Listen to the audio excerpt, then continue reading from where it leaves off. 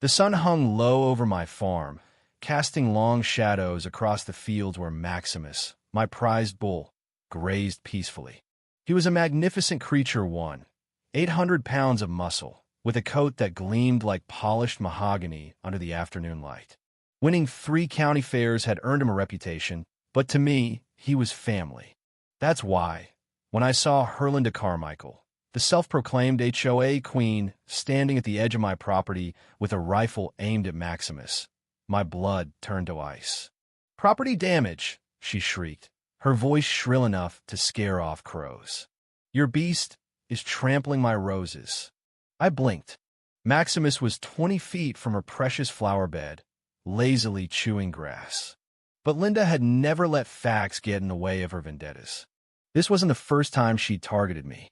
It started with fines for my unsightly mailbox, escalated to threats over my vegetable garden, and now she was pointing a gun at my bull. I stepped forward, hands raised. "Linda, put the damn rifle down. You shoot him, and I'll make sure you lose more than just your HOA title." Her finger twitched on the trigger. Try me.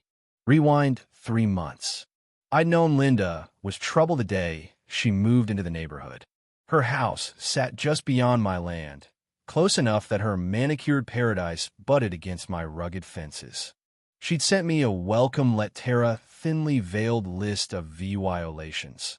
My grass was too tall, my tractor too noisy, my existence too unrefined. I ignored her. Big mistake. Then came the drought. Linda's garden, inexplicably, stayed lush while everyone else's wilted.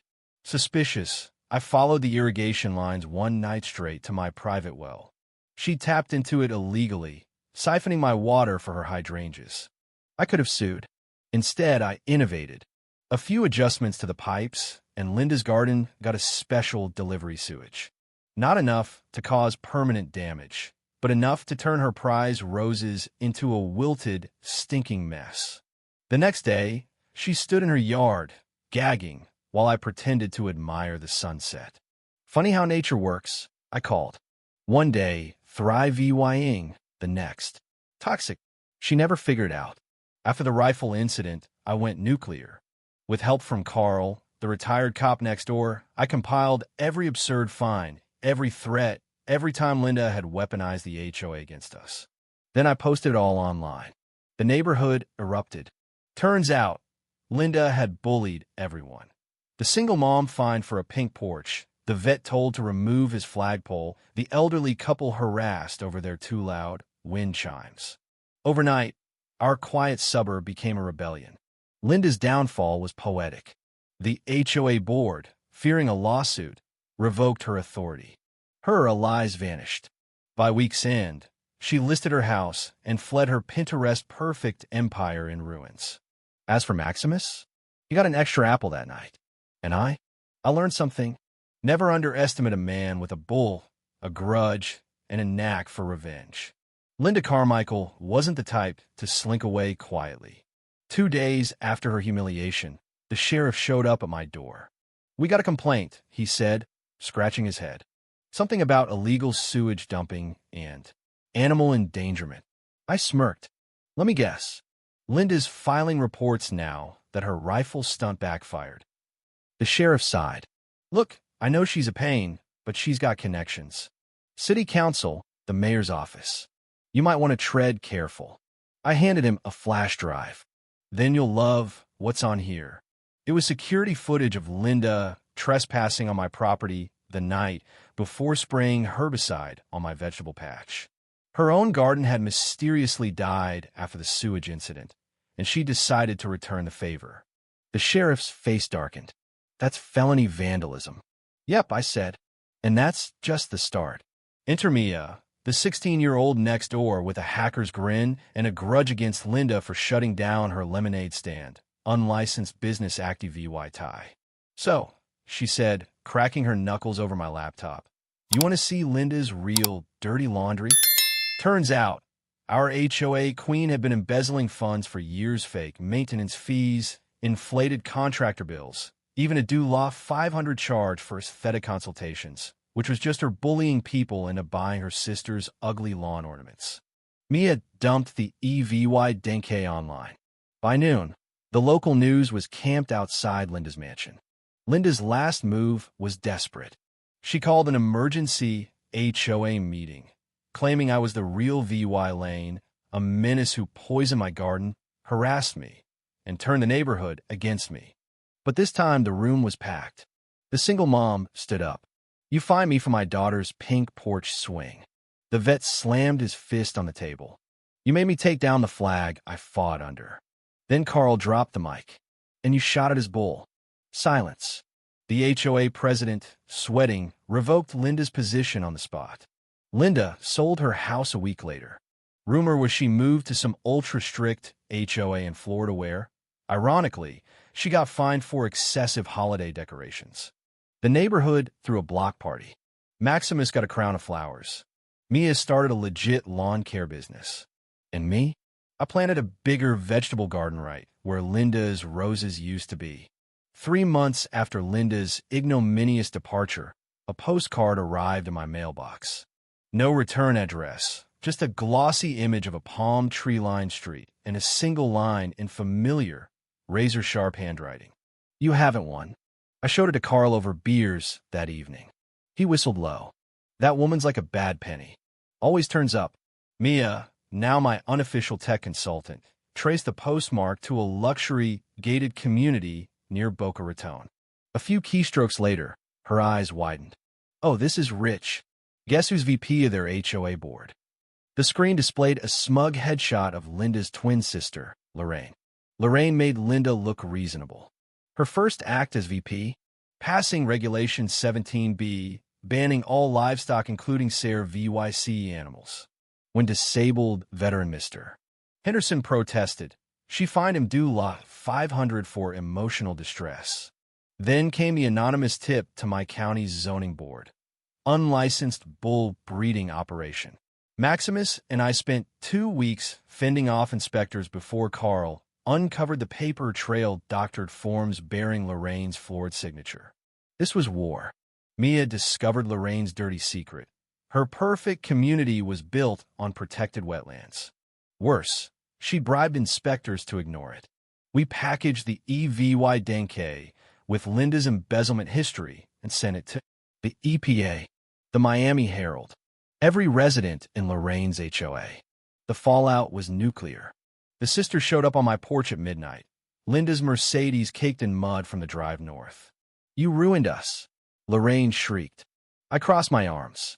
Maximus snorted behind me, his bulk shadowing the doorway. Linda's voice trembled. "We're suing." "Go ahead." I tossed him a flash drive. "That's footage of you trespassing to plant those fake zoning complaints. Plus Lorraine's bribe records. Wonder what Florida's AG will think." Their silence was sweeter than Georgia peaches. The Florida HOA disbanded after the scandal. Lorraine got 6 months for fraud. Linda? Last I heard, she's levying in an apartment with a landlord who fines her for loud walking. As for us, Maximus won Best in Show at the state fair. Mia got a full-ride scholarship for cybersecurity. The neighborhood replaced the HOA with a Don't Be a Linda picnic committee. And that vegetable garden? It's now a pumpkin patch right where Linda's roses used to be.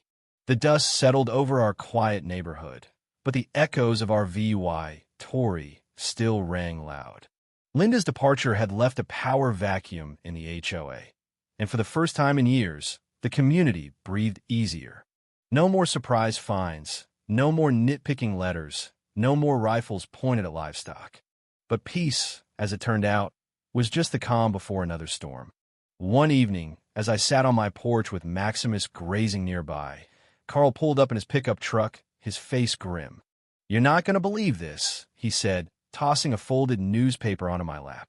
The headline read, "Former HOA Queen Linda Carmichael sues neighborhood for defamation and emotional distress." I laughed. "She's got to be kidding." Carl shook his head. "She's dead serious. And she's got a lawyersome hotshot from the city who loves making examples out of small-town bullies." I groaned. "Let me guess. She's playing the VY Tim now." "Worse," Carl said. "She's claiming we harassed her into Leah VY-ing." The lawsuit was a masterclass in audacity. Linda demanded compensation for emotional trauma, loss of reputation, and even destruction of property. Apparently, her garden's demise had been our fault, not the sewage she'd brought upon herself. But we weren't defenseless. Mia had archived every email, every fine, every threat Linda had ever sent. Carl had witness statements from half the neighborhood. And me? I had the piece de resistance security footage of Linda trespassing on my property with a can of herbicide. Still, lawsuits are expensive, and Linda knew it. She was banking on us folding under the pressure. We didn't. The courtroom was packed on the first day of the trial. Reporters, neighbors, even a few curious onlookers who'd followed the drama online. Linda sat primly at the plaintiff's table, dressed in a demure navy suit, her lawyer oozing confidence. Then it was our turn. One by one, witnesses took the stand. The single mom who'd been fined for her pink porch swing. The veteran forced to remove his flagpole. The elderly couple harassed over their wind chimes. And then, the Kudug Racemia presented the embezzlement EVY Denke. Pro-VYing Linda had stolen thousands from the HOA. The judge's gavel came down like a thunderclap. Case dismissed. Linda's face turned purple. "This isn't over," she hissed as she stormed out. But it was over. The judge not only threw out Linda's case, but sanctioned her lawyer for frivolous litigation. The local paper ran a follow-up story titled, "HOA Queen's Reign Ends in Humiliation." And the final nail in the coffin? The IRS opened an audit into Linda's finances. As for us, the neighborhood voted to dissolve the HOA entirely, replacing it with a volunteer committee, chaired by Carl.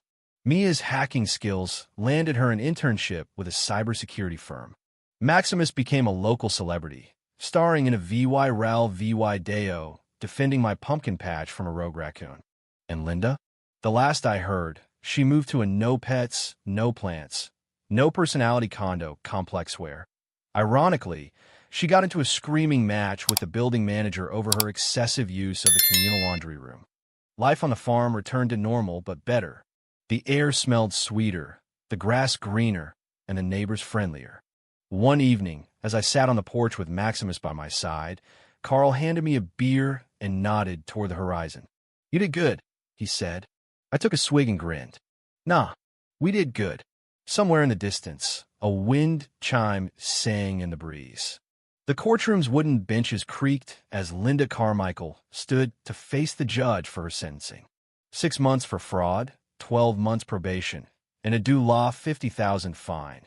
The culmination of all her schemes collapsing at once. But as the bailiff led her away, she locked eyes with me.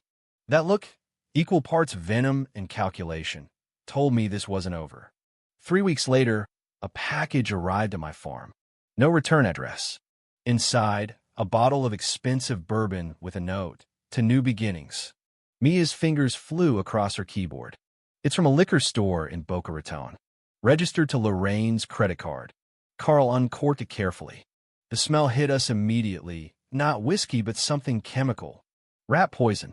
The game had changed. We played dumb. Let the sisters think their plan worked.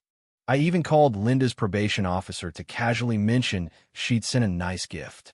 Meanwhile, Mia dug deeper. Turns out Lorraine had been funneling money through shell companies, including payments to a known arsonist. The night they came for the farm, the police were waiting. Flames licked at the old barn when the squad cars rolled in. Lorraine screamed obscenities as they cuffed her. Linda, watching from her car, panicked and hit the gas, straight into a sheriff's roadblock. The security cameras caught everything. At sentencing, the judge called it the most vindictive case of harassment I've seen in 40 years on the bench. Lorraine, 5 years for attempted murder. Linda, violation of probation, 18 months added to her sentence. Their family assets seized to repay the HOA funds. As the cell door clanged shut, Linda finally broke. "This isn't fair." The guard just laughed. "Tell it to the bull." Epilogue. 5 years later. The farm thrived. Maximus sired a line of prize-winning calves. Mia started her own security firm. Carl retired to Florida. Ironically, MOVYing into Linda's old gated community, where he now chairs the HOA board. As for me, I still get Christmas cards from the prison. Last one read, "Wish you were here." I framed it next to the empty bourbon bottle. The prison gates clanged shut behind Linda Carmichael with finality. As a sheriff's car pulled away, I stood watching with Maximus by my side, his warm breath fogging the chilly morning air. It was over. Truly over. Or so I thought. 3 months later, on a rainy Tuesday evening, my phone buzzed with a call from an unknown number. "You think you've won?" The voice was raspy, barely recognizable. "Linda, about friends on the outside. Powerful friends." I chuckled. "Funny. Lorraine said the same thing right before they moved her to maximum security." The line went dead. The next morning, I found my tractor tires slashed. Then the fence posts were pulled up. Small acts of vandalism, but escalating. Carl rubbed his chin. "She's got somebody doing her dirty work." Mia was already typing furiously. "Let's see who's been VY citing her." The answer came faster than expected. Linda's new friend was none other than Vince Kowalski, a disgraced ex-cop turned hired muscle. And according to prison records, he was her cousin. Vince made his move on harvest night. I caught him red-handed, pouring sugar into my tractor's gas tank. "Evening, Vince," I said, stepping out of the shadows with Carl and 2 deputies. Maximus snorted loudly behind us. The ex-cop froze. "This ain't what it looks like. Is that right?" I nodded to the deputies. "Because it looks like violation of a restraining order, criminal trespass, and attempted property damage." As they cuffed him, Vince spat, "She promised me 20 grand. Carl laughed. "Should have asked for it up front." With Vince's testimony, the DA piled on new charges against Linda: conspiracy, witness intimidation, and parole violations. At the hearing, the judge didn't even let her finish crying. 5 more years. And this time, no early release. As they led her away, Linda turned to me one last time, her eyes burning with impotent rage. I tipped my hat. "Enjoy the accommodations. The farm's never been more prosperous." Maximus' offspring are winning blue ribbons at county fairs across the state. Mia's security firm now protects half the town's businesses. And Carl? He married the widow Henderson. They host legendary barbecues where the whole neighborhood gathers under those unsightly wind chimes. As for Linda's old house, we turned it into a community garden. The roses never did grow back, but the zucchini? Best in 3 counties. If you were the one in this story, how would you react? Would you stand up and fight back, or accept the unreasonable pressure and control from the HOA? Share your thoughts in the comments below. And don't forget to subscribe, like, and share this video with more people. Your small action gives us the motivation to keep bringing you more intense and engaging stories. Thanks for watching, and we'll see you in the next video.